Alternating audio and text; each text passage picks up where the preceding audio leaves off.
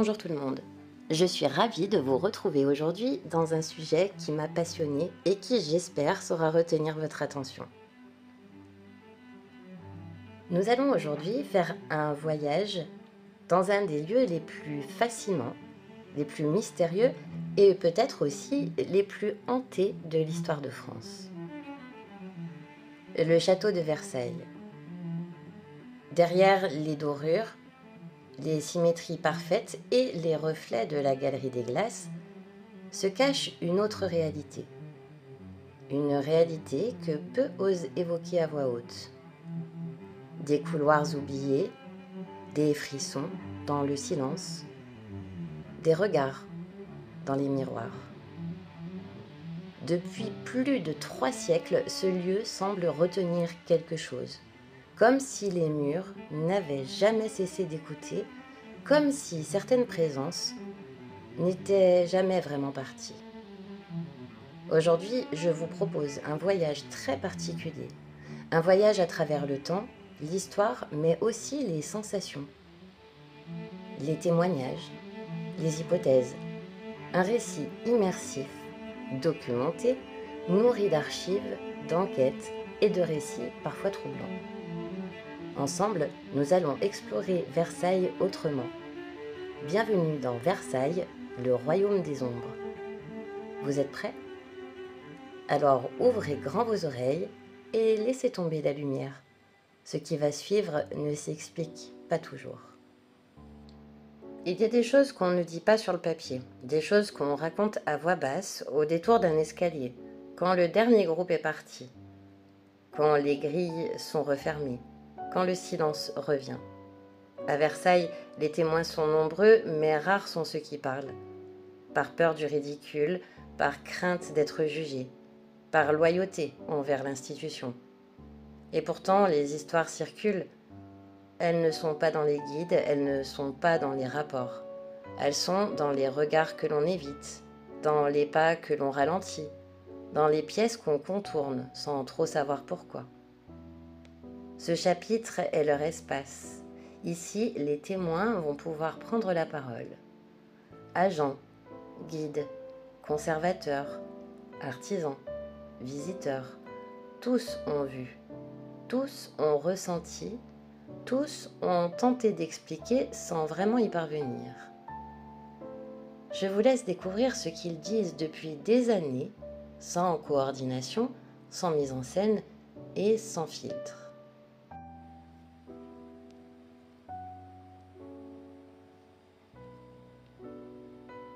Il suffit parfois de se taire quelques secondes à Versailles pour entendre autre chose. Un craquement qui ne vient pas du bois. Un soupir qui semble surgir d'un mur. Un souffle dans un couloir vide. On se dit que c'est normal, que ce sont de vieux bâtiments, que l'écho joue avec nos nerfs et pourtant. Le château de Versailles n'est pas qu'un joyau d'architecture classique, c'est un cimetière invisible. Un mausolée sans croix, un temple du pouvoir construit sur des vies brisées, des corps oubliés, des souffrances murées dans la pierre.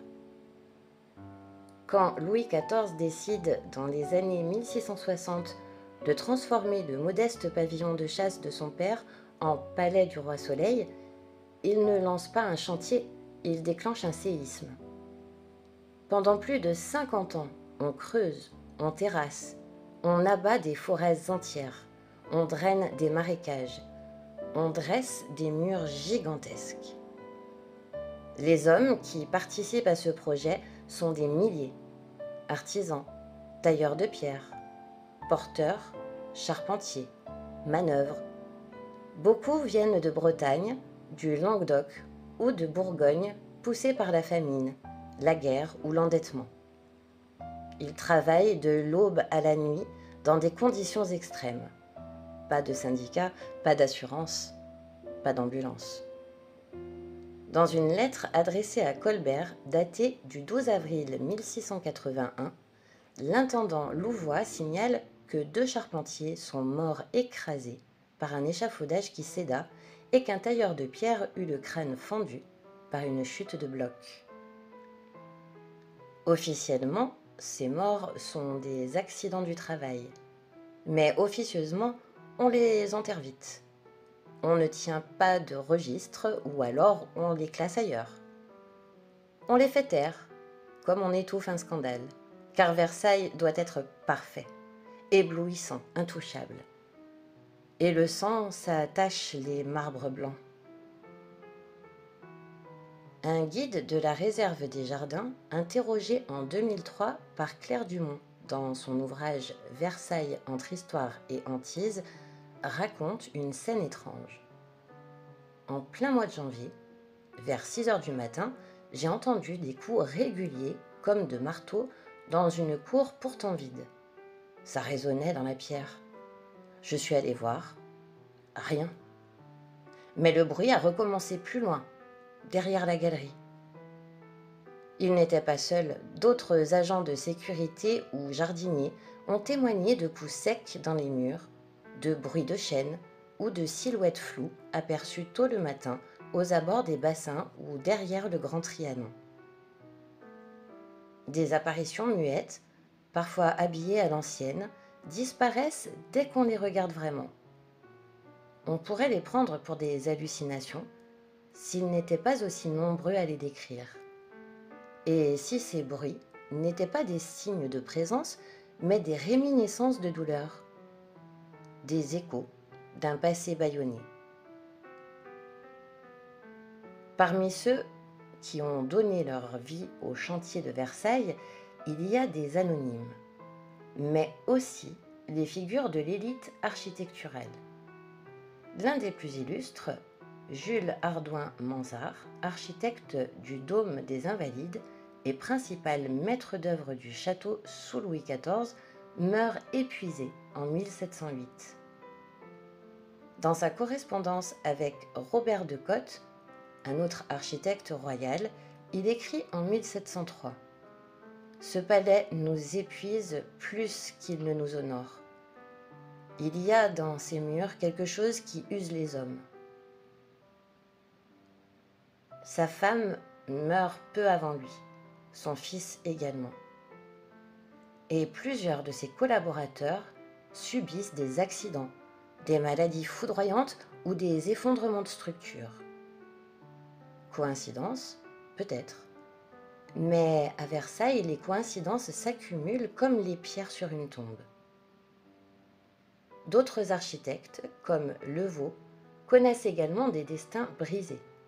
Certains chroniqueurs du XIXe siècle parleront d'une malédiction des bâtisseurs sans qu'aucune preuve concrète ne permette de l'affirmer. Mais les superstitions survivent à l'oubli, et le silence des pierres peut être assourdissant. Le roi n'était pas seul à Versailles. Il était servi, surveillé, nourri, habillé par une armée de domestiques. La maison du roi comptait près de 3000 personnes sous Louis XV. Cuisiniers, porteurs, femmes de chambre, musiciens, jardiniers, cochers, valets, une humanité invisible logée dans les étages inférieurs, mal nourrie, souvent exploitée. Dans les registres de la maison, conservés aux Archives nationales, on retrouve de nombreuses entrées mentionnant des décès. Épidémie de variole, accident de cuisine, noyade dans les canaux du parc. Aucun monument ne leur rend hommage. Et pourtant, ce sont leurs pas qu'on entend parfois résonner dans les corridors du rez-de-chaussée. Un ancien agent technique, interrogé anonymement en 1998, affirme « Il m'est arrivé de voir un homme en livrée traverser le couloir nord du château alors que j'étais seule.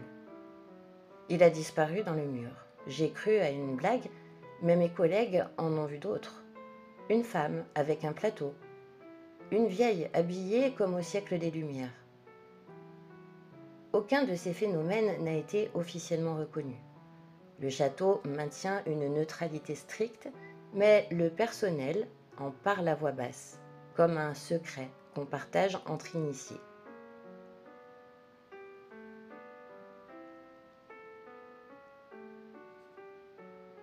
Le concept de stone tape, ou bandes magnétiques de pierre postulent que certains lieux conservent l'énergie des événements intenses qui s'y sont déroulés. Guerre, deuil, sacrifice, ce ne sont pas des fantômes au sens d'âme consciente, mais des sortes de boucles émotionnelles rejouant à l'infini. Une équipe de parapsychologues français, dirigée par le docteur François Lapraz, aurait mené en 1995 une série de relevés dans les galeries basses de Versailles. Selon des extraits publiés dans Recherches parapsychologiques, numéro spécial Lieu chargé de 1998, il note des variations thermiques brutales de plusieurs degrés, des zones de désorientation, notamment dans la galerie des glaces et l'antichambre du grand couvert, des sensations de vertige, de présence ou de perte de repères temporels. Le rapport, jamais publié officiellement, conclut: ce lieu concentre des strates émotionnelles superposées. L'intensité historique de Versailles pourrait provoquer des phénomènes cognitifs ou perceptifs anormaux, surtout chez les individus réceptifs.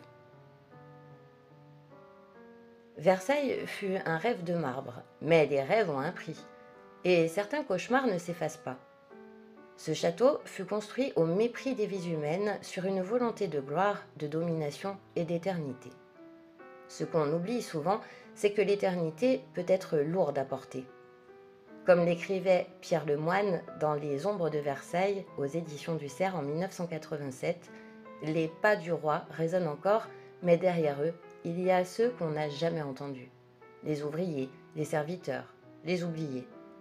Et ce sont souvent eux qui parlent quand le château se tait.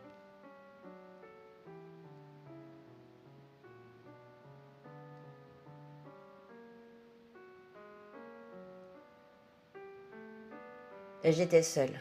Il devait être un peu plus de 6 heures. Le soleil se levait à peine. J'étais chargée de faire une inspection dans l'aile nord. Quand j'ai franchi la porte de la galerie des glaces, j'ai ressenti un froid brutal, glacial. Il n'y avait personne et pourtant, j'ai entendu des talons sur le marbre. Le son d'un clavecin très net, puis plus rien.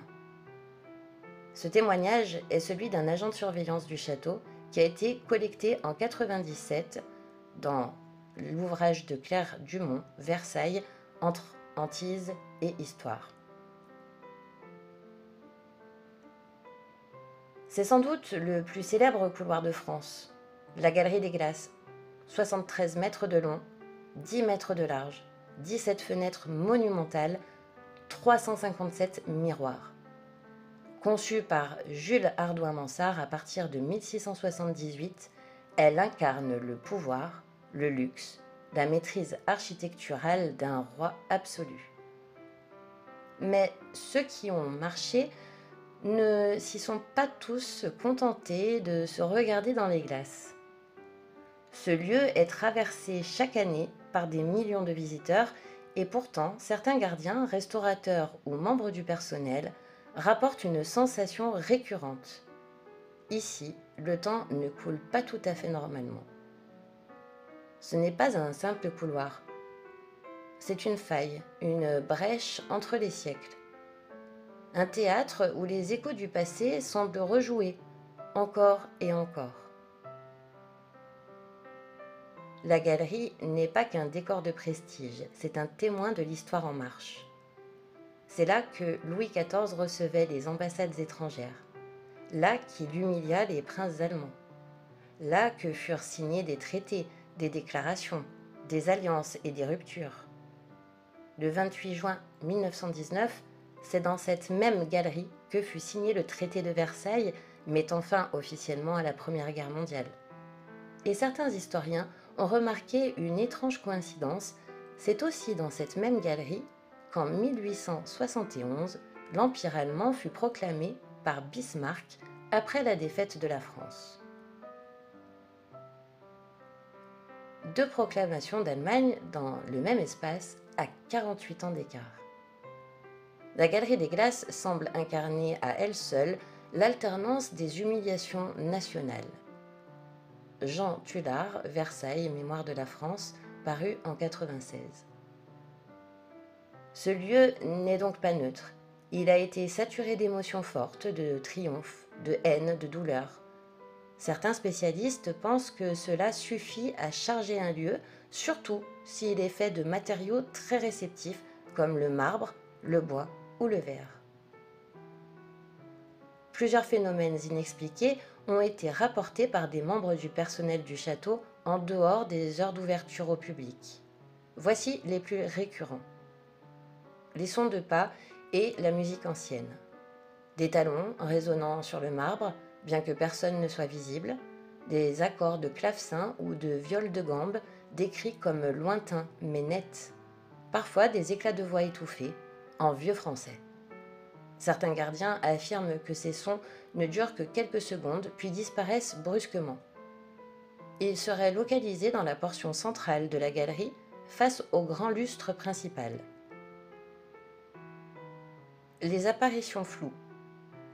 Des témoins affirment avoir aperçu dans la galerie, plongée dans la pénombre, des silhouettes vêtues à la mode du XVIIIe siècle, redingotes, perruques, robes à panier. Un restaurateur ayant travaillé à la réhabilitation des dorures dans les années 80 affirme avoir vu par 2 fois une femme en robe grise, debout, immobile, regardant un miroir. Il crut à une touriste perdue, mais elle disparut sans bruit. Son témoignage a été recueilli par Jean-Paul Clément pour Les fantômes de Versailles. Certains visiteurs rapportent une sensation de déséquilibre ou de ralentissement du temps dans cette pièce précise. Des photos touristiques auraient montré des flous inexpliqués ou des anomalies lumineuses dans la galerie sans que les appareils ne soient défectueux. Dans le château de Versailles, la nuit, un article publié en 2007 dans la revue Patrimoine et Phénomènes, un photographe amateur évoque une traînée blanche verticale apparaissant sur une de ses photos, malgré une prise parfaitement stable. Il est tentant de voir dans les miroirs de la galerie un symbole puissant, reflet du pouvoir royal, mais aussi reflet d'un monde perdu. Les miroirs ont longtemps été considérés comme des portails dans de nombreuses cultures. En Asie, en Europe de l'Est ou en Afrique du Nord, des rituels existent pour les voiler après un décès, pour éviter que l'âme du mort ne s'y enferme. À Versailles, les 357 miroirs reflètent en permanence les dorures, les lustres, les fresques et les silhouettes. Mais tous ceux qui y passent y laissent leurs traces visuelles. Certains, semble-t-il, y laissent peut-être plus que cela. Une anecdote rapportée par une ancienne conférencière du château dans les années 2000. Cette note a été transmise après avoir été publiée en interne à la conservation du domaine, évoque une touriste japonaise qui aurait refusé d'entrer dans la galerie, déclarant « Il y a trop de monde, trop d'âmes. Je les entends. » Ce jour-là, la salle était vide. L'administration du château reste très discrète sur les phénomènes inexpliqués. Officiellement, rien ne trouble la quiétude des lieux. Mais officieusement, certains agents en parlent entre eux, à voix basse, par peur d'être surpris, en dehors des heures de leur travail. Lors des rondes de fermeture, certains évitent de traverser seuls la galerie, préférant contourner par l'extérieur. Un témoignage marquant, recueilli en 2015 par le journaliste Antoine Pietto pour France Inter, relate l'expérience d'un gardien stagiaire, Michel B. J'avais 25 ans. Je venais de commencer, on m'avait assigné à une ronde vers 21h en été. Quand j'ai ouvert la porte vers la galerie, j'ai entendu une voix dire « Silence !» très sèchement, une voix de femme autoritaire comme une gouvernante. J'ai sursauté, il n'y avait personne. La Galerie des Glaces est aussi l'un des lieux mentionnés dans plusieurs récits de glissement de temps. Des visiteurs affirment avoir perçu des sons, des voix ou des impressions les replongeant littéralement dans une autre époque. Ces témoignages rejoignent ceux plus connus de Mauberly et Jourdain. Cela sera abordé dans le chapitre suivant, mais ici, dans la galerie, les sensations sont plus vagues, moins visuelles que sensorielles. Odeur de poudre, odeur de cire chaude, son de bottes sur le parquet, sensation de foule silencieuse autour de soi. Alors, quelle est l'hypothèse qui pourrait être retenue? Tout d'abord scientifiquement.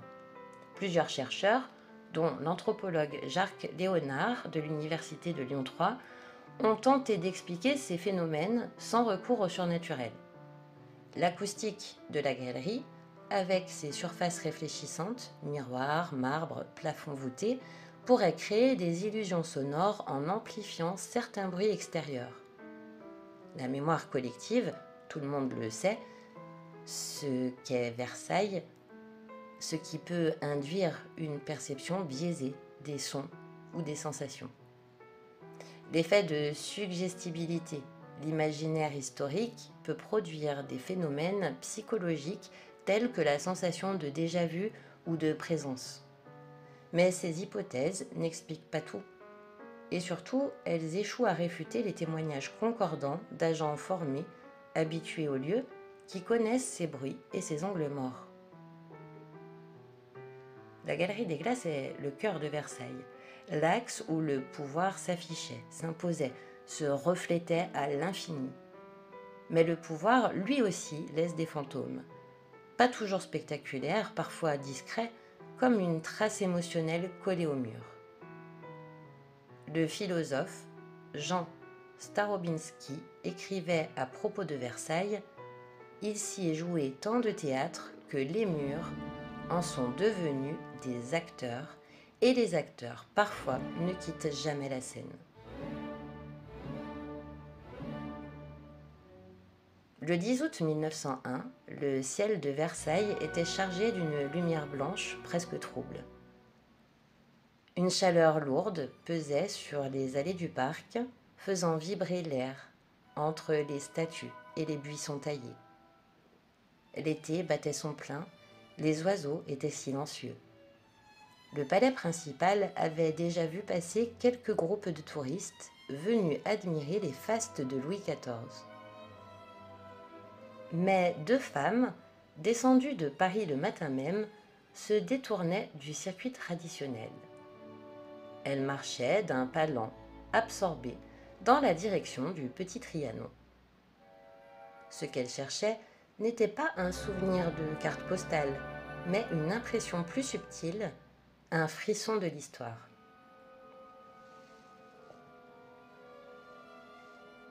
Anne Mauberly, grande femme austère, cheveux gris, relevés sous un chapeau plat, avançait aux côtés d'Éléanore Jourdain, plus jeune, plus nerveuse, légèrement essoufflée par la moiteur ambiante. Toutes deux étaient anglaises. Toutes deux enseignantes dans des collèges féminins d'Oxford. Intellectuelles respectées, rigoureuses, éloignées du mysticisme. Ce jour-là, elles n'avaient rien d'aventurière.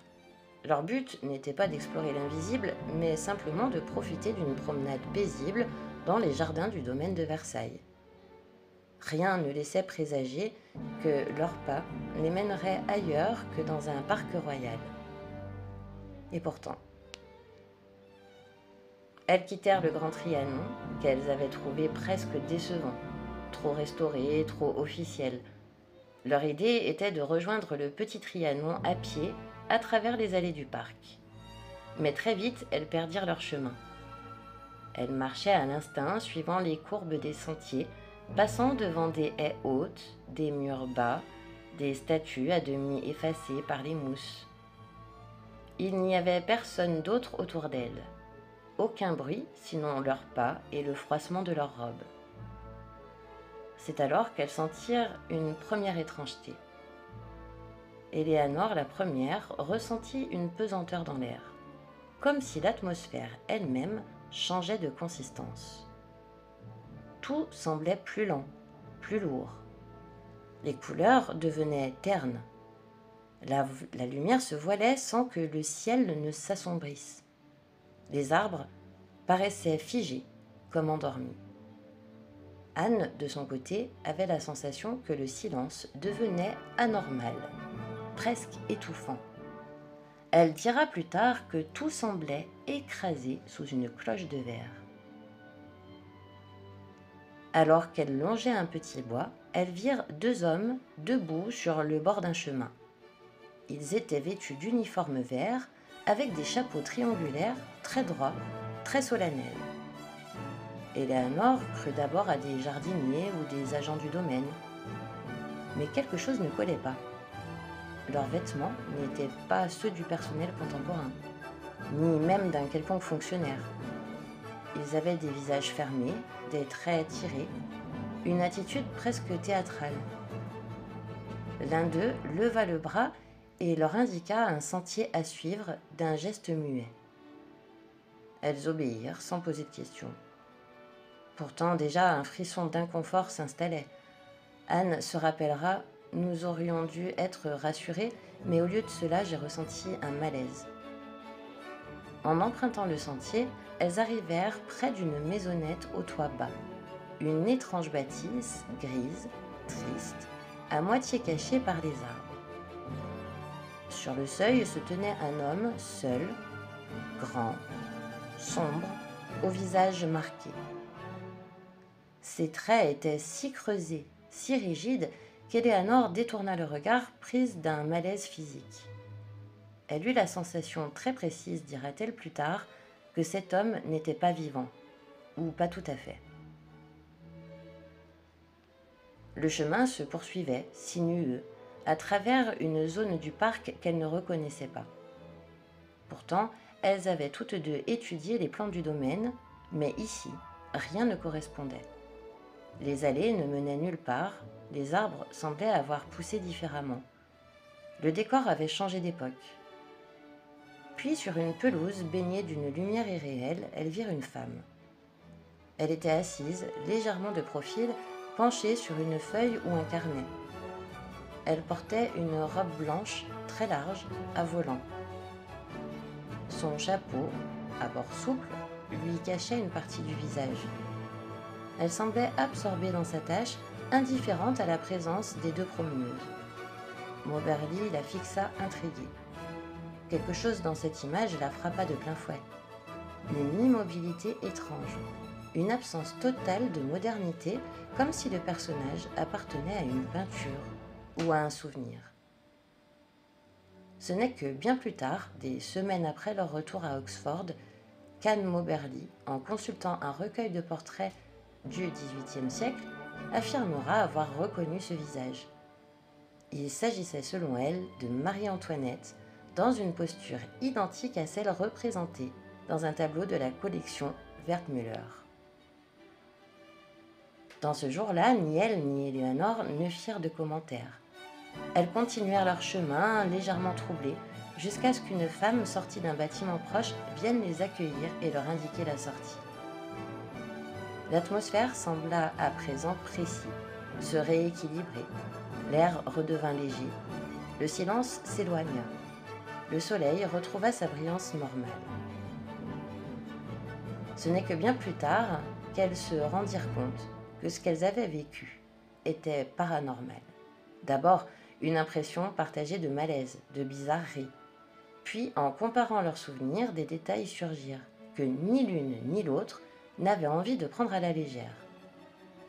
Pourquoi ce silence anormal? Pourquoi ces vêtements d'un autre temps? Pourquoi ce sentiment, plus fort que tout, d'avoir traversé un rêve figé? De retour à Oxford, elles commencèrent à enquêter avec méthode.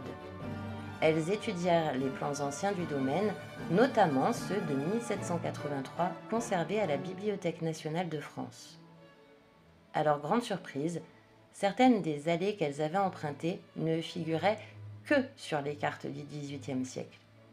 Sur les cartes modernes, elles avaient disparu depuis longtemps. Elles comparèrent aussi les uniformes des hommes croisés avec des gravures d'époque.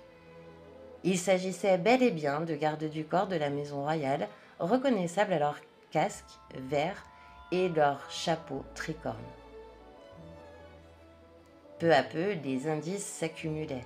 Les personnes rencontrées, les lieux traversés, les objets perçus, tout semblait correspondre non pas au Versailles de 1901, mais à celui de 1789, quelques mois avant la chute de la monarchie. En 1911, soit 10 ans après les faits, elles décidèrent de publier leur récit sous le titre An Adventure, qui a été au départ publié anonymement. Le livre connut un succès modeste mais durable, surtout dans les cercles littéraires britanniques. À l'époque victorienne, les récits de revenants, de songes éveillés, de manifestations étranges étaient nombreux, mais celui-ci détonnait par sa sobriété, son absence de pathos, sa précision méthodique. Elle n'avait vu ni spectre, ni objet qui volait, ni apparition fantastique. Seulement des personnes vivantes, crédibles, tangibles, mais déplacées dans le temps. Et c'est cela précisément qui rend leur récit si troublant. Ce n'était pas vraiment une histoire de fantôme, c'était une histoire d'infiltration du passé dans le présent. Bien sûr, des critiques ne tardèrent pas à émerger. Certains les accusèrent de fabulisme, d'autres d'auto-hypnose. Les plus indulgents parlèrent de dérives psychogéographiques. Pourtant, aucun ne parvint à expliquer comment deux femmes, sans connaissance précise de l'histoire du domaine, avaient pu décrire avec une telle exactitude des détails architecturaux, des sentiers oubliés, des visages historiques. D'autant plus que le portrait de Marie-Antoinette qu'Anne identifia plus tard n'était pas exposé au moment de leur visite, rendant peu probable une influence préalable. Et les témoignages croisés d'Éléanore et d'Anne ne présentent aucune incohérence majeure. Le temps passait, le doute persistait, mais d'autres témoignages commencèrent à émerger. Dans les années 30, un couple allemand en visite au Petit Trianon rapporte à leur consulat avoir vu brièvement deux femmes en robe d'époque marcher main dans la main près du pont de marbre, puis disparaître dans un bosquet. En 1955, une guide affirme avoir entendu, dans la zone même de la promenade des Anglaises, le son lointain d'un clavecin, comme filtré par les arbres. En 1983, une restauratrice de textile travaillant sur les rideaux d'un pavillon annexe note dans son carnet personnel une sensation de double temporalité, comme si la lumière changeait brusquement d'époque. Et en 2007, une influenceuse japonaise en visite privée publie une vidéo évoquant une sensation similaire. C'était comme si je traversais un souvenir qui n'était pas le mien. Ces témoignages ne prouvent rien, mais ils montrent que le Petit Trianon, cet espace si singulier, isolé, préservé, continue de produire un sentiment d'entre-deux, de suspension temporelle qui fascine et qui trouble. Alors, qu'ont réellement vécu Anne Moberly et Éléanore Jourdain ce jour d'août 1901 ? Une hallucination partagée ? Une construction rétrospective ou bien un accident de la conscience ? Une faille, un court-circuit entre les époques, comme si certaines émotions du passé, trop fortes pour s'effacer, s'étaient imprimées dans les lieux, attendant qu'un regard attentif les active à nouveau.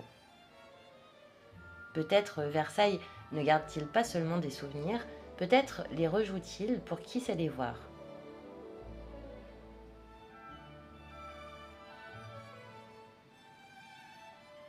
Il est tard, le château est fermé, les dernières lumières s'éteignent. Lentement, dans l'aile nord, le silence reprend possession des galeries. Les pas se font plus discrets, les respirations plus lentes. Un vent léger s'insinue par les fissures des fenêtres anciennes, agite à peine les rideaux d'un salon déserté. Un miroir reflète le vide, ou peut-être autre chose. C'est souvent à cette heure-là qu'ils se manifesteraient. Discrets, impalpables, mais si présents qu'on ne peut les ignorer. On ne les voit pas toujours, mais on les sent. Une odeur soudaine de poudre, une traînée de parfum ancien, le froissement d'une robe, une voix trop claire venue de nulle part. À Versailles, les fantômes ne hurlent pas, ils marchent, ils observent, ils rappellent. Et parmi eux, ce sont toujours les mêmes noms qui reviennent. Des noms lourds d'histoire. Des noms que le marbre, la peinture et la mémoire nationale ont figés dans la gloire, mais que d'autres perçoivent encore flottant dans l'air épais des appartements royaux. Marie-Antoinette, la reine persistante. Elle est sans doute le fantôme le plus fréquemment évoqué du domaine. Pas seulement parce qu'elle fut la dernière reine à occuper Versailles, mais parce que sa présence semble hanter bien plus que les souvenirs. Elle imprègne les lieux. Ceux qui disent avoir senti sa présence ne parlent pas de cris ni de visions nettes. Ils évoquent une absence devenue présence. Une brise, un regard, une ombre posée là, juste à la lisière de la conscience. Dans l'aile des appartements privés, là où la reine se préparait, recevait, écrivait, brodait, plusieurs témoignages d'agents de surveillance ou de restaurateurs reviennent année après année. En 1999, une femme chargée de l'entretien des boiseries affirme avoir vu une robe blanche passer derrière la porte du cabinet doré.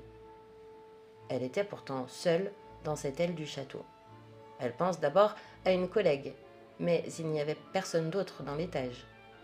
Lorsqu'elle cherche à ouvrir la porte, elle trouve la pièce vide. Elle ressent alors un froid très net, un parfum acide mêlé à une douceur sucrée.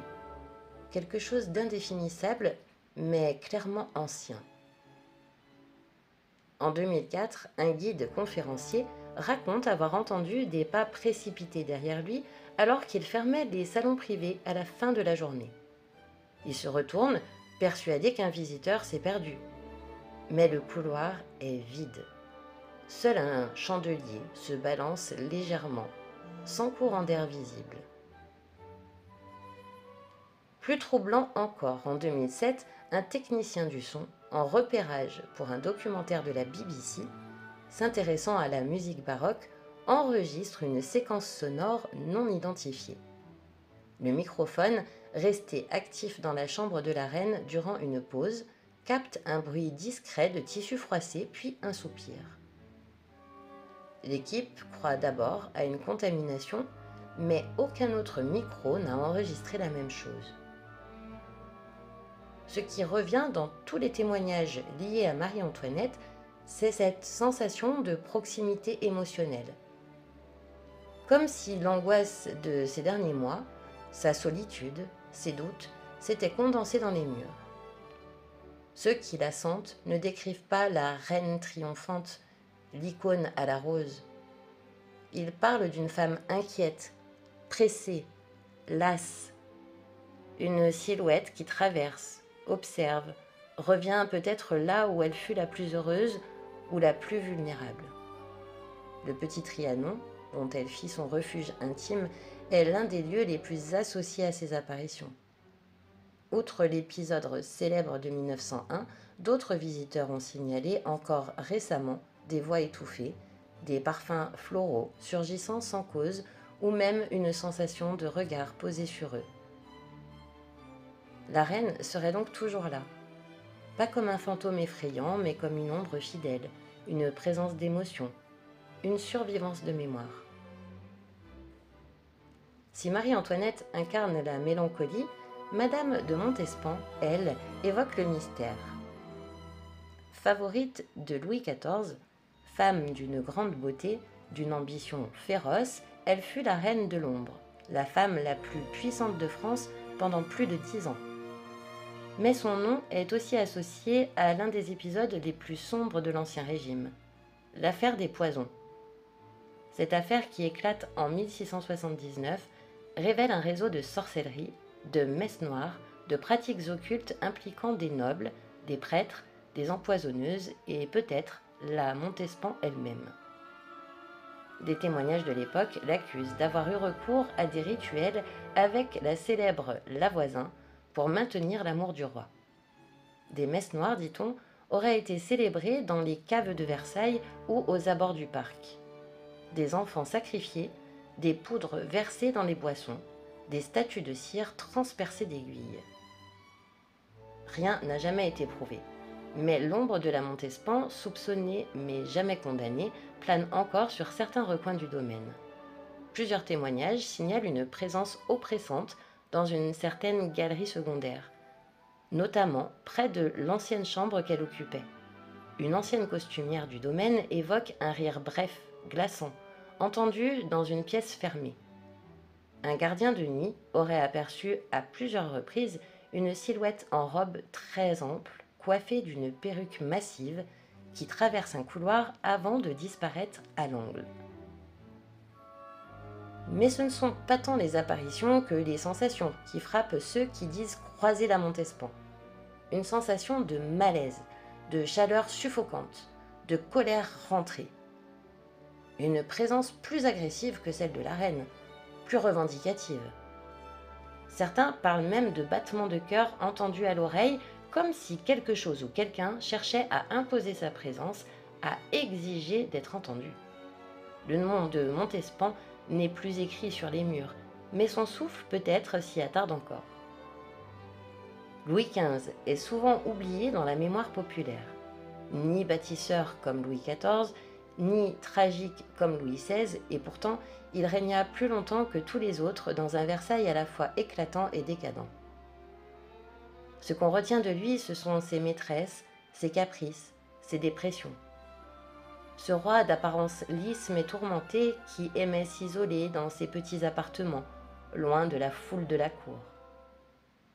Plusieurs gardiens et conférenciers évoquent une sensation de mélancolie persistante dans les pièces les plus reculées de ses appartements privés.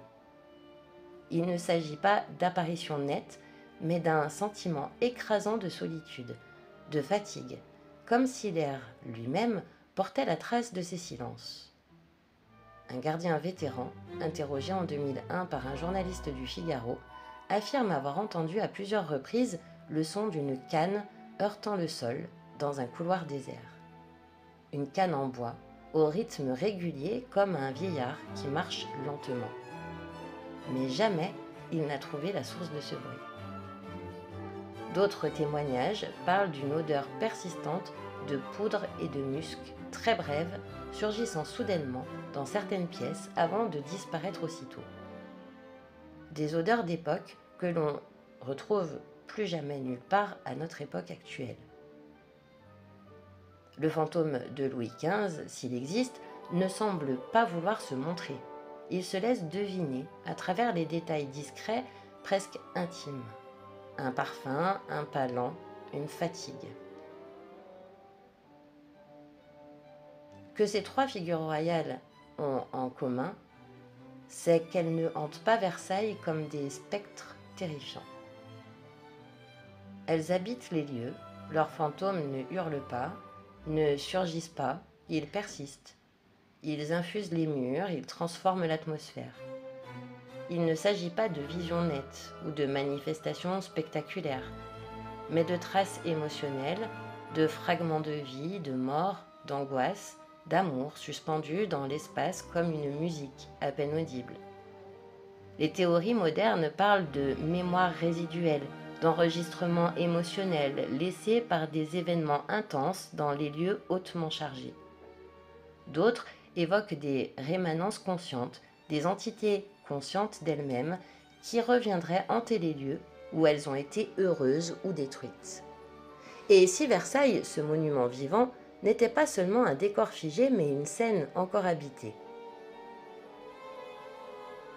Les souterrains de Versailles et les mystères enfouis.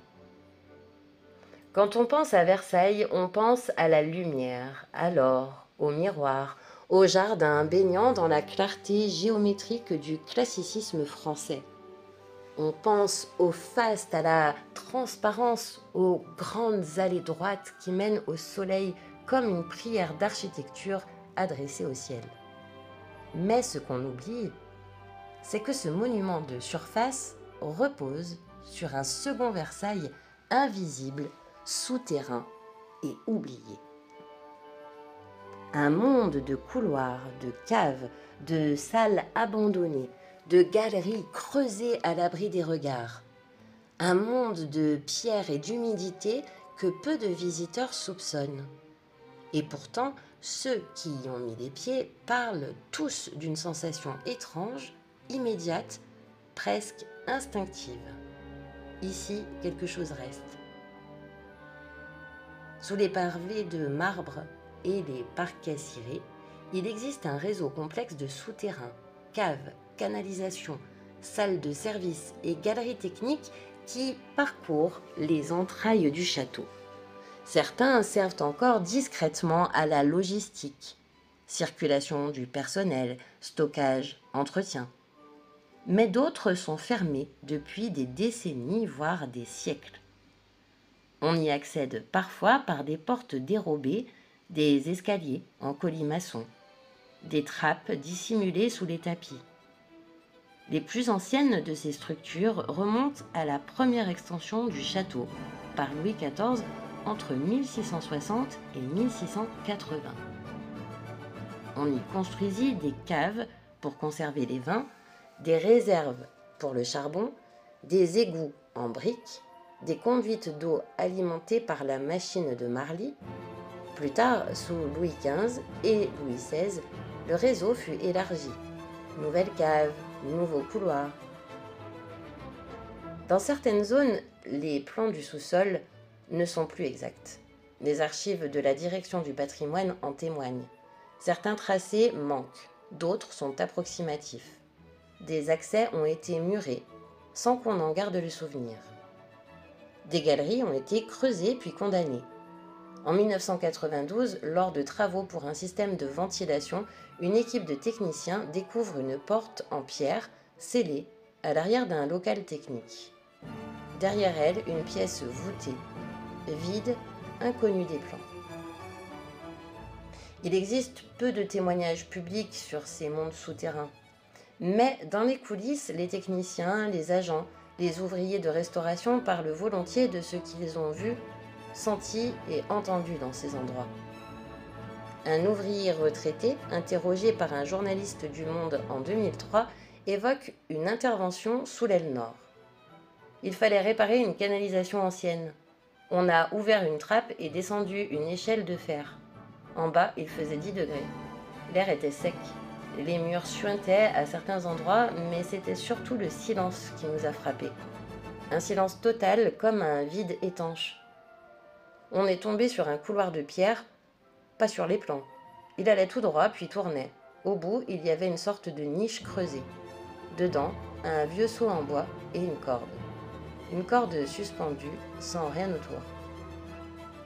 Ce même ouvrier dira que l'équipe a rebouché l'accès par prudence à la demande du chef de chantier. Il n'y a pas eu de rapport écrit. Officiellement, rien n'a été trouvé. D'autres agents évoquent des bruits lointains, des chocs sourds, comme des coups de pioche ou des échos qui montent des profondeurs. Un technicien du chauffage confiera « Parfois, on dirait que le sol vibre très légèrement, juste assez pour que vous doutiez. Mais c'est là. » Les souterrains de Versailles n'ont pas toujours été vides. À plusieurs reprises, des ouvriers ont signalé la découverte d'ossements humains dans les zones inattendues. En 1888, lors de travaux dans la cour des Princes, on exhume un fémur humain, puis plusieurs fragments de crâne. Le chantier est interrompu quelques jours, puis relancé sans que l'affaire ne soit médiatisée. Le rapport interne, conservé dans les archives du domaine, sous le nom du dossier D9, en fond technique, indique restes humains isolés, sans sépulture identifiable, aucun objet à proximité, inhumation antérieure au XIXe siècle probable. En 1973, même scénario, sous la chapelle royale. En creusant pour installer un conduit, des ouvriers tombent sur une fosse contenant plusieurs os longs, des vertèbres et des éclats de poterie ancienne. Les archéologues du ministère sont appelés. L'expertise sobre conclut à des restes anciens probablement liés à un chantier du XVIIIe siècle. Aucune identification n'a jamais été faite. Rien d'étonnant en réalité. Versailles fut construit dans la précipitation, souvent sur les ruines, des anciens chemins, des lieux sans enquête préalable. Et dans une époque où l'on enterrait les morts sans toujours prévenir les autorités. Certains pensent que certains de ces ossements appartenaient à des ouvriers morts sur le chantier ensevelis là où ils sont tombés. À ces découvertes s'ajoute une autre couche plus sulfureuse, celle des rumeurs occultes. L'affaire des poisons, qui éclata à Paris en 1679, révéla l'existence de réseaux de magie noire et de rituels clandestins au cœur même de la cour. Plusieurs témoignages de l'époque, notamment ceux de la célèbre empoisonneuse Lavoisin, désignent Versailles comme l'un des lieux où se seraient déroulées des messes noires. Dans les procès-verbaux d'interrogatoire de Catherine Dehaye, Lavoisin, conservés dans les archives du Châtelet, on lit « Des prières inversées furent dites dans une cave située à l'écart du château, dans un passage souterrain menant vers les cuisines. » La localisation exacte est imprécise, mais certains guides touristiques affirment qu'il pourrait s'agir de l'une des caves situées à l'est du corps central, aujourd'hui muré. Plusieurs siècles plus tard, en 1962, un gardien affirme avoir découvert des restes de bougies noircies déposées en cercle dans une salle souterraine peu utilisée. Le fait est noté dans son carnet de ronde, mais aucune enquête n'en suit. Ces rumeurs demeurent sans preuve, mais elles alimentent encore aujourd'hui le sentiment de secret, de non-dit que suscitent les profondeurs de Versailles. Autre légende persistante, celle de tunnels secrets permettant à la famille royale de s'échapper discrètement en cas de danger. Plusieurs auteurs, dont l'historien Georges Poisson, dans Les Secrets de Versailles, évoquent l'existence de galeries reliant le château du Grand Trianon, voire jusqu'à la ville. Il est avéré qu'il existait un couloir de service utilisé pour la circulation du personnel et des plats. Mais certains plans non officiels font état de galeries prolongées qui auraient été creusées à la hâte durant la Révolution. Un plan anonyme, daté de 1790, retrouvé dans les archives privées de l'architecte Pierre-Adrien Paris, montre une galerie de secours partant de l'arrière-cour, s'enfonçant vers l'ouest. On ignore si elle a jamais existé. En 1791, au moment de la fuite de la famille royale vers Varennes, plusieurs rumeurs évoquent un passage souterrain que le roi aurait refusé d'emprunter par superstition. Encore aujourd'hui, certains employés du château affirment que des zones interdites d'accès existent derrière certaines portes closes. Des accès murés, des escaliers qui descendent et ne figurent sur aucun plan public. Dans les années 90, une équipe de recherche en géobiologie demande à explorer certains secteurs du sous-sol. Cela est demandé dans le cadre d'un projet sur les zones telluriques. Leur rapport transmis en 1996 à la direction du domaine reste confidentiel, mais certains extraits furent cités dans la revue Énergie et Lieux. Certains secteurs présentent des anomalies magnétiques nettes, supérieures à la moyenne. L'une des salles explorées, non répertoriée, montre un taux de variation du champ magnétique 4 fois supérieur à celui de la surface. Le même rapport évoque des perturbations sonores. Microstatiques, placées dans 2 pièces souterraines, enregistrent durant la nuit des bruits de pierres raclées, des coups sourds et à 2 reprises une modulation vocale difficile à identifier. Aucune explication rationnelle ne fut donnée et l'accès à ces zones fut interdit peu après. Les couloirs invisibles de Versailles ne sont pas seulement des structures techniques, ils sont aussi les sépultures d'histoires oubliées, des strates d'émotions, de secrets, de fatigue, de silence. On y sent, disent ceux qui y passent, un poids physique, l'impression d'un lieu fermé sur lui-même comme un rêve enterré. Certains en ressortent nauséeux, d'autres y retournent par fascination. Tous s'accordent sur un point. Ce qu'il y a dessous n'est pas neutre. Et si Versailles brille au soleil, c'est peut-être parce que son ombre, sous ses pieds, est si dense.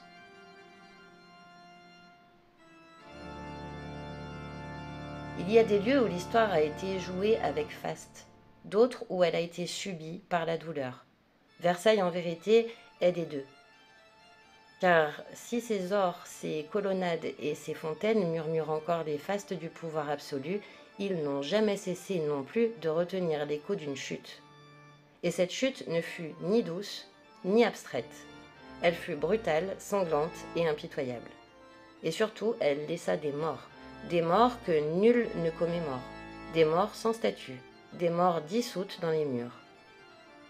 Ce chapitre n'est pas une évocation politique, il n'est pas une thèse, c'est une descente dans ce que Versailles a de plus enfoui, de plus tu.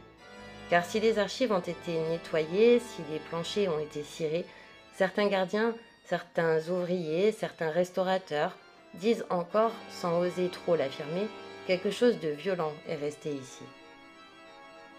Le 5 octobre 1789, au petit matin, des milliers de femmes se rassemblent sur la place de Grève à Paris. Elles sont affamées. Le pain manque, les prix montent, les enfants pleurent. Les rumeurs se propagent. On dit que la cour festoie, que le roi rit, que la reine piétine la cocarde tricolore. C'est faux ou exagéré, mais le feu est allumé. Et alors, les femmes se mettent en marche, à pied, sous la pluie, 30 kilomètres, en direction de Versailles. Ce jour-là, le château n'est pas prêt. La garde royale est en sous-effectif. Le roi hésite. La reine, dit-on, se cloître dans ses appartements. Les bruits courent dans les couloirs. Les valets chuchotent. On parle d'une invasion, comme d'un songe absurde. Mais ce n'est pas un rêve. Le lendemain, 6 octobre, vers 6 heures du matin, des centaines de manifestants envahissent le château. Les grilles cèdent. Un garde est décapité, sa tête promenée au bout d'une pique. La foule se déchaîne sur les couloirs, hurle, frappe, cogne. Une partie du peuple entre littéralement dans la chambre de la reine. Elle échappe au massacre de quelques minutes, fuyant par une porte dérobée. Un témoin, Louis-Philippe d'Orléans, racontera plus tard. « J'ai vu les murs pleurer. On aurait dit que les lustres, les dorures, les tapisseries se tordaient sous les cris. » Ce ne sont pas des mots d'historien, ce sont ceux d'un homme qui fut là. Et ce sont les premiers cris que Versailles n'a pas oubliés. Après cette nuit d'horreur, le roi est forcé de quitter Versailles. Il part pour Paris, escorté par la foule. Il ne reviendra jamais. Ce départ, plus qu'un événement politique, est une blessure psychique pour le château. Versailles n'a pas seulement été quitté, il a été abandonné, trahi, démonté. Pendant les mois qui suivent, le château devient un lieu vide. Les appartements royaux sont pillés, des meubles sont volés, des portraits sont lacérés, des bustes renversés. Des soldats de la garde nationale s'y installent. Certains boivent, d'autres dorment dans les salons. Les miroirs sont ternis, les cheminées noircies. L'odeur de poudre remplace celle du parfum. Une lettre de l'époque, signée d'un intendant du mobilier, évoque un sentiment de malheur suspendu. On entendait les boiseries craquer sans cause, les planchers grincer sans pas. Le château lui-même semblait soupirer. Il n'existe pas de registre officiel des morts survenus à Versailles durant la période révolutionnaire, mais plusieurs témoignages fragmentaires mentionnent des exécutions sommaires, des suicides, des disparitions. Un valet, resté loyal, aurait été pendu dans l'escalier de service. Une femme de chambre, soupçonnée de cacher des bijoux royaux, aurait été battue à mort dans un cellier. Des soldats républicains, ivres, auraient tué un ancien maître d'hôtel par jeu. Ces récits ne figurent pas dans les grands livres. Ils n'ont pas été validés, mais ils circulent dans les marges, les notes, les correspondances privées. Et surtout, ils laissent des traces. Dans les années 50, lors de travaux de rénovation dans les caves sous la galerie des glaces, des ouvriers découvrent une tache sombre et ancienne sur le mur, derrière une cloison. La pierre est imbibée. On fait venir un expert, l'analyse révèle la présence de sang humain ancien, concentré sur une surface d'1 mètre carré. Il n'y a aucune explication. Le rapport est classé. La chambre de la reine. C'est peut-être l'un des endroits les plus vivants de tout le château, ou des plus habités, diraient certains. Plusieurs agents, guides, restaurateurs évoquent une atmosphère étrangement mouvante dans la chambre de la reine, surtout à certaines heures, tôt le matin, tard le soir, lorsqu'il n'y a plus personne. Une restauratrice des rideaux raconte: un jour, j'étais seule dans la pièce. J'ai entendu très clairement un froissement derrière moi, comme si quelqu'un s'était levé d'un fauteuil. J'ai fait volte-face, mais il n'y avait rien. Puis j'ai ressenti une angoisse profonde, presque viscérale. Un autre témoin, agent de sécurité en 2009, parle de fluctuations de température. Il peut faire 22 degrés dans tout le château et 16 dans cette pièce, sans raison, sans courant d'air. C'est comme ça. Une anecdote connue entre gardiens: certaines nuits, la poignée intérieure de la porte bouge légèrement, comme si une main invisible essayait de l'ouvrir. C'est rare, mais quand cela arrive, les agents ne restent pas seuls. Durant les années 2000, des équipes techniques travaillent à améliorer l'insonorisation de certaines galeries. Des capteurs acoustiques sont installés pour détecter les fuites sonores. Un rapport aujourd'hui confidentiel mentionne que plusieurs bruits hors spectre ont été détectés dans l'aile centrale. Voix indistinctes, grincements métalliques, chuchotements. Aucun appareil ne les a identifiés comme des interférences. Aucune source ne fut trouvée. Ces sons ont été enregistrés à plusieurs reprises entre 1h et 4h du matin et n'ont jamais été publiés. La théorie du stone tape, déjà évoquée, prend ici une résonance particulière. La révolution n'a pas été un simple changement de régime, elle fut un effondrement de monde, un désenvoûtement, une déchirure totale. Les historiens parlent de rupture politique, mais ceux qui travaillent à Versailles parlent de rupture psychique. Un effondrement dans l'invisible, une onde de choc que le lieu absorbe encore aujourd'hui. Ce n'est pas un hasard si les phénomènes les plus lourds, les plus sombres, ont lieu dans les pièces qui figurent comme étant le théâtre de basculement. L'antichambre du roi, les salons d'Hercule, la chambre de la reine. C'est là que les cris ont retenti. C'est là que le sang a coulé. C'est là que le silence est tombé. Et c'est là peut-être que quelque chose continue de parler. Entre parapsychologie, histoire et dimension de l'invisible, il est facile de croire. Il est tentant de douter, mais ce qui hante vraiment Versailles, ce n'est peut-être ni un fantôme ni une illusion. C'est l'ambiguïté persistante entre ce que l'on voit et ce que l'on sent, sans vraiment jamais arriver à le nommer. Depuis plus d'un siècle, les témoignages se succèdent, les récits se superposent, les détails se répètent. Des bruits sans cause, des visages sans corps, des gestes sans auteur. Et toujours ce même film invisible qui relie les témoins, le sentiment d'avoir été là et ailleurs à la fois. Alors faut-il tout rejeter comme une hallucination ? Faut-il tout croire comme une révélation ? Ou existe-t-il un espace entre les deux, un territoire encore flou où la science commence à peine à poser le pied ? L'une des premières hypothèses avancées pour expliquer certains phénomènes observés à Versailles repose sur la mémoire spatiale collective. En d'autres termes, certains lieux porteraient en eux une empreinte psychique transmise non pas par la pierre elle-même, mais par la charge émotionnelle qu'elle déclenche chez ceux qui y pénètrent. Le sociologue Jean Davalon, spécialiste de la muséographie, l'explique ainsi. Quand nous entrons dans un lieu saturé d'histoire, notre perception se modifie inconsciemment. Nous sommes disposés à ressentir autrement. Ce n'est pas le lieu qui agit, c'est notre manière d'y entrer. À Versailles, cette prédisposition est exacerbée. Le visiteur sait où il se trouve. Il sait ce qui s'y est passé.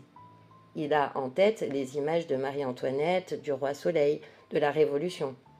Tout ça flotte dans l'air. Il suffit d'un détail, un reflet, une ombre, un bruit pour que le cerveau reconstruise un scénario émotionnel. Ce phénomène est renforcé par ce que les psychologues appellent l'effet de charge affective. Lorsqu'un espace est associé à des émotions extrêmes, peur, douleur, extase, notre mémoire projette plus facilement des images mentales qui peuvent nous sembler objectives. La théorie du stone tape, le lieu comme enregistreur d'émotions, mais cette hypothèse psychologique ne suffit pas à expliquer la répétition des témoignages, ni leur fréquence dans certains lieux précis. C'est là qu'intervient donc la célèbre théorie des stone tapes. Ça a été popularisé dans les années 70 par des chercheurs britanniques en parapsychologie qui apportaient le postulat que les matériaux d'un bâtiment peuvent capter et enregistrer des événements émotionnels intenses, un peu comme une bande magnétique. Ces enregistrements ne seraient pas accessibles consciemment, mais pourraient être rejoués dans certaines conditions: humidité, champ électromagnétique, absence de lumière, etc. Versailles, avec ses marbres anciens, ses poutres centenaires, ses caves humides, serait un terrain idéal pour ce genre de phénomène. Des études menées dans des lieux similaires, abbayes, hôpitaux anciens, champs de bataille, ont révélé des phénomènes récurrents de perception résiduelle, bruit de pas identiques, apparitions à heure fixe, voix répétitives. Rien ne prouve la véracité du stone tape, mais il offre un modèle de lecture possible. Versailles ne serait pas hanté par des âmes conscientes, mais par des fragments d'émotions fixés dans la matière. D'autres chercheurs, plus ancrés dans la physique, s'intéressent aux anomalies du champ magnétique terrestre dans certains lieux chargés historiquement. Des relevés effectués entre 1995 et 2005 dans les zones les plus actives de Versailles montrent des perturbations électromagnétiques anormales, pics soudains, microchamps rotatifs, ondes stationnaires. Ces perturbations, bien que faibles, pourraient avoir un effet sur le cerveau humain, notamment sur le lobe temporal, zone impliquée dans la perception auditive, les souvenirs et l'intuition. Le neurologue Michael Persinger a mené des expériences montrant que des stimulations magnétiques ciblées peuvent induire des sensations de présence, voire des visions, chez les sujets sains. Autrement dit, ce que certains vivent à Versailles pourrait être une réponse physiologique à un champ magnétique particulier, induisant une perception altérée sans pathologie. Au-delà de la psychologie et de la physique, certains chercheurs évoquent l'idée d'une empreinte de conscience laissée par les défunts. La parapsychologie moderne ne parle plus de fantômes, comme d'esprits errants, mais de résidus de conscience, fragments d'intention, de mémoire, de traumatisme, qui continueraient d'exister dans certaines conditions. Le professeur Hans Bender, en Allemagne, puis le français René Sudre ont étudié des cas de présence rémanente dans des lieux où des morts violentes s'étaient produites. Ils constatent que ces manifestations ne semblent pas interagir consciemment avec les vivants, mais se répètent, même geste, même bruit, même lieu. Versailles en tant que théâtre d'exécutions silencieuses, de fuites, de suicides, de rituels, serait un terreau fertile pour ce type d'empreinte. L'idée n'est pas de croire à des fantômes classiques, mais à des rémanescences actives, quelque chose peut-être de l'ordre de l'intention de souvenirs émotionnels, d'un moment figé qui se rejoue encore.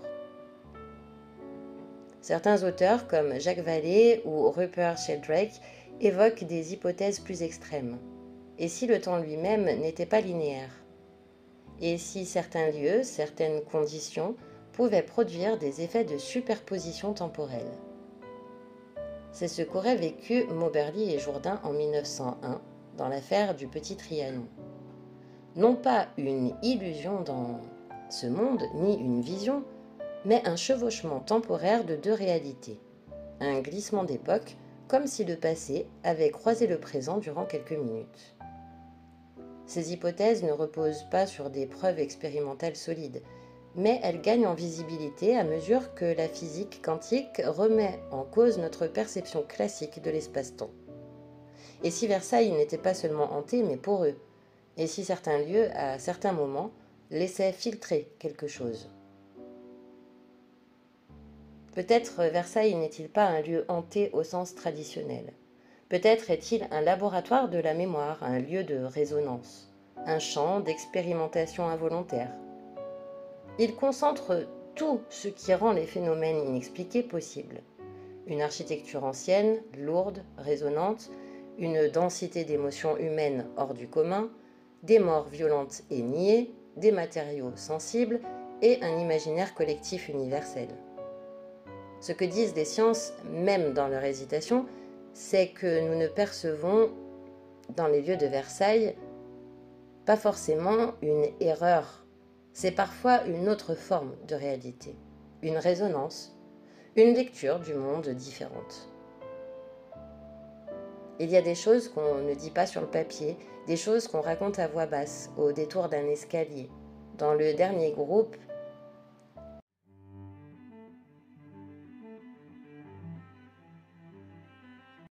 Dans la chambre de la reine, j'ai capté un son étrange. Très doux.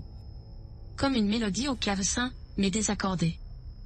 Juste 2 ou 3 notes, espacées. Et juste après, un bruit de tissu qu'on froisse. Puis plus rien. Ce qui m'a frappé, c'est que le son ne venait pas de l'air, mais du lieu lui-même. Comme si les murs jouaient.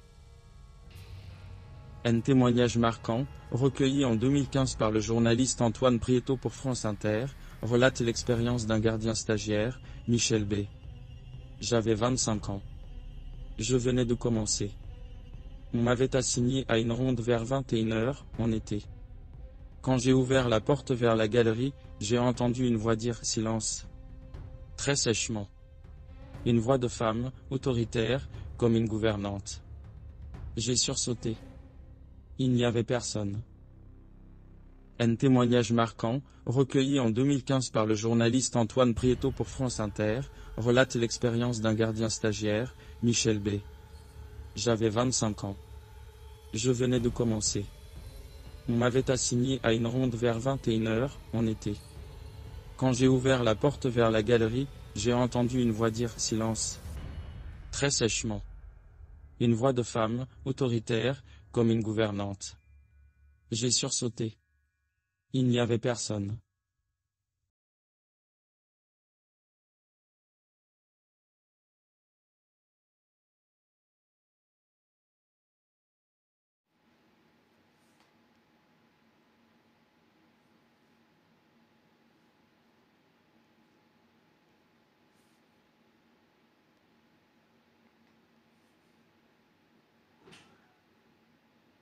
et si, au fond, les fantômes de Versailles ne racontaient pas seulement le passé, mais aussi ce qui a été intentionnellement dissimulé, ce que l'histoire officielle, figée dans les dorures et les visites guidées, ne dit jamais à voix haute. Depuis le début de ce voyage, nous avons croisé les ombres de Marie-Antoinette, les échos de Louis XIV, les reflets silencieux de Louis XV. Nous avons entendu les récits de ceux qui, aujourd'hui encore, disent avoir vu ou ressenti. Ces voix qui surgissent sans prévenir, ces apparitions en habits d'époque, ces pièces où le temps semble se plier. Tout cela, nous l'avons traversé ensemble. Mais une question demeure. Pourquoi ici ? Pourquoi ce lieu plus qu'un autre semble-t-il concentrer tant de manifestations ? Pourquoi Versailles attire-t-il autant d'énergie, de présence, de mystère ? Et si ce n'était pas un hasard ? En observant les plans du château, en suivant les lignes invisibles qui relient ses jardins, ses bassins, ses galeries, quelque chose se dessine. Un autre langage, un autre message, comme si Versailles avait été construit non seulement pour éblouir les regards, mais aussi pour servir un dessein plus caché, plus ancien, codé, initiatique. Car bien avant que Louis XIV n'y impose son règne solaire, certains hommes travaillaient déjà à modeler l'espace selon des principes venus d'ailleurs. Des principes transmis dans le secret des loges,